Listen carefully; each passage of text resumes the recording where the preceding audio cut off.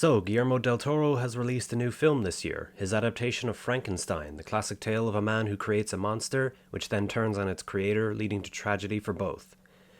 It made a lot of waves when it came out back in October, but I've only had the chance to watch it a few days ago when it came out on Netflix here in Ireland. So, what did I think of it? Well, to start with, production values were very good, as to be expected with a Del Toro film. The costumes especially were very good looking. Oscar Isaac played Dr. Frankenstein really well. He had this really good balance between a theatrical style of acting and a down-to-earth kind of relatability in his character, which I thought was really well played on his part. Now, Jacob Elordi had big shoes to fill when it came to portraying the monster in this film. Back in the 1930s, there was the Universal Frankenstein, where the monster was played by Boris Karloff, and that film has kind of created the classic image of Frankenstein that everybody recognizes to this day. But Jacob Elordi did a great job with his portrayal. I believed his innocent curiosity about the world around him just as much as the rage he had for Dr. Frankenstein, which is the perfect kind of rage you need for that kind of character. Now, his look obviously differs quite a bit from that classic image of Frankenstein with the box head and, the bolts in his neck and all that, which I think that's kind of related to what the whole movie is about, I think, in that the movie is trying to be more faithful to the original novel, I think.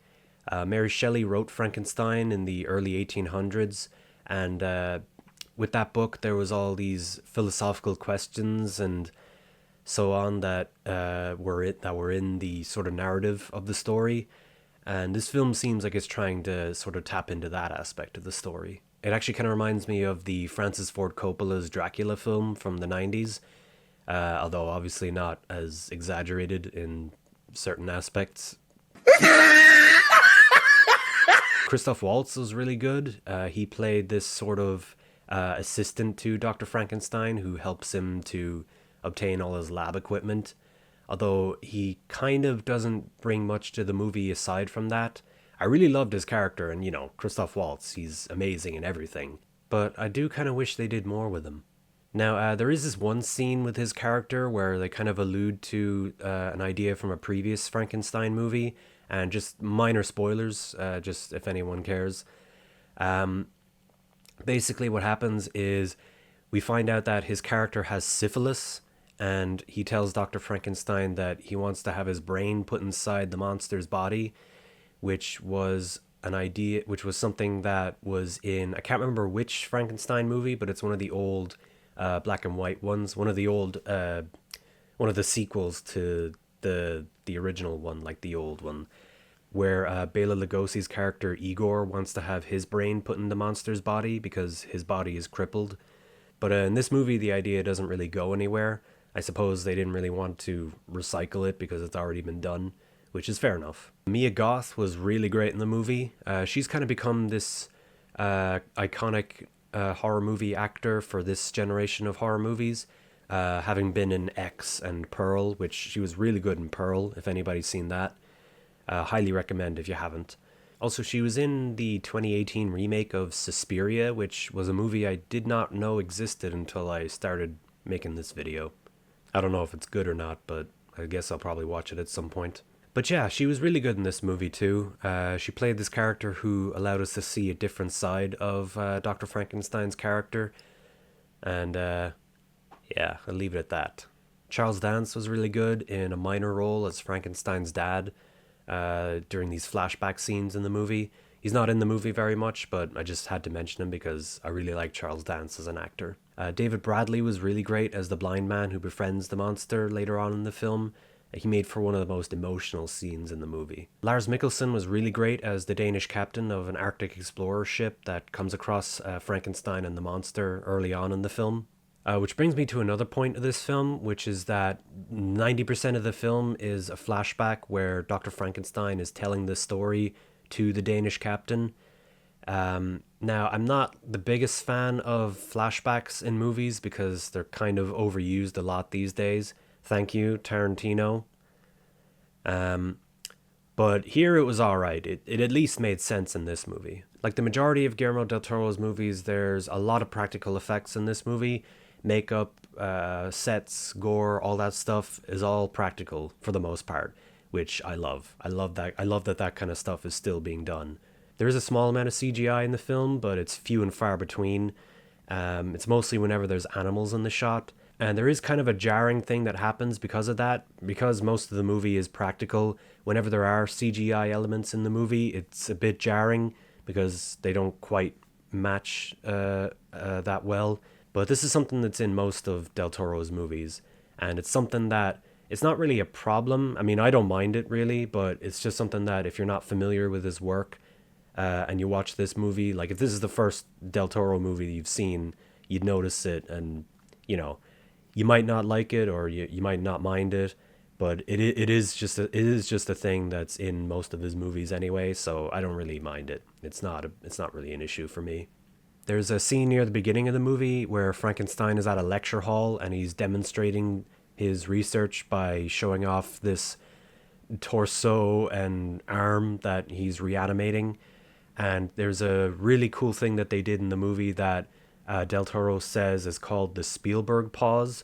He takes off this sheet that's like covering it, and it doesn't show it on camera right away, but it shows everybody leaning forward in like a couple of cuts before it actually reveals what it is. And that's what Del Toro calls the Spielberg pause. And that made that scene work really well, I thought. That was one of my favorite scenes in the movie for sure.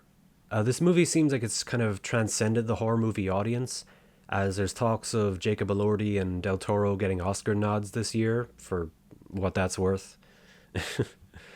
And in general, there's just a lot of buzz about the movie on the internet, so Del Toro seems to have made a lot of waves with this movie, and good on him. I did see this interview with Del Toro where he talked about how this was one of his most urgent movies that he wanted to make really badly. This as well as Pinocchio, which was what he made before this. And then the next movie he wants to make is At the Mountains of Madness, which, if any of you know, Del Toro released some test footage back in 2022 of At the Mountains of Madness sort of CGI test footage. And I'm a big fan of Lovecraft and Del Toro, so, you know, I'm definitely sitting here waiting for Del Toro's At the Mountains of Madness. So yeah, we're just going to have to wait and see about that. Hopefully he makes it at some point soon. He also talked about how a lot of his past movies had a lot of references to Frankenstein because, in his words, he's kind of worked up to making this movie for a long time throughout his whole career, basically. He mentions Hellboy is basically Frankenstein's monster, and there's a lot of other smaller references in other movies that he's done. So it's really cool that he managed to make it after all these years. Del Toro is the kind of director who really seems like he cares about this craft. So to finish up this review, I'm going to give the movie an 8 out of 10. This is really one of Del Toro's best films. The cinematography, story, characters, everything in it is great. Acting, all of it.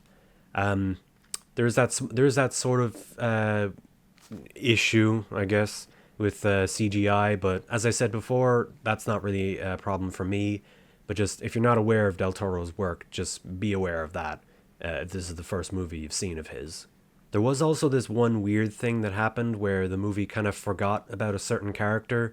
I didn't want to mention it because there were major spoilers in it, but even with that out of the way, and really just every other kind of negative thing you could say about the movie, it really just doesn't matter because it's just overall just such a well-made film and such an entertaining film that you're not going to notice any of it. Like I said, I watched this movie on Netflix, but I don't know if it's still running in theaters, but if it is, definitely get out and see it in theaters, guys, because this is a movie that begs to be seen in theaters with just, you know, the amplified audio and, you know, the huge screen and just all that stuff.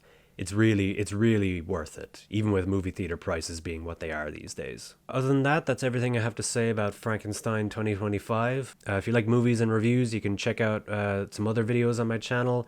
There's some short movies I've made over the years up there, some video essay style videos, and I'll be posting more reviews soon so that I can appease the almighty YouTube algorithm so that my YouTube channel does not get terminated. So you can tune in if you want to hear more about that. Thanks a lot for watching.